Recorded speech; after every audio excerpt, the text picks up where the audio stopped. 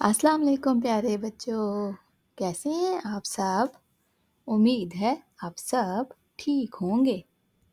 आज का हमारा सबक है हमज़ा। हमज़ा।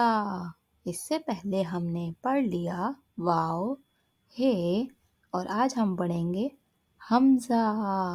और हमज़ा से क्या बनता है, चले मिलकर देखते हैं। हमज़ा से कोई लफ्ज़ शुरू नहीं होता। हमज़ा लफ्ज़ के आखिर में इस्तेमाल होता है। जैसा कि आपको नज़र आ रहा होगा कि तस्वीर में एक गाय है और एक चाय बनी हुई है। तो गाय बड़ी जे के ऊपर हमज़ा लगता है तो गाय बनता है, और बड़ी जे के ऊपर हमज़ा लगता है तो चाय। तो हमज़ा लफ्ज़ के आखिर में इस्तेमाल होता है। गाय, चाय। इस तरह हमज़ा लफ्ज़ के आखिर में आता है। और अब एक छोटी सी प्यारी सी नज़म आप सब बच्चों के लिए।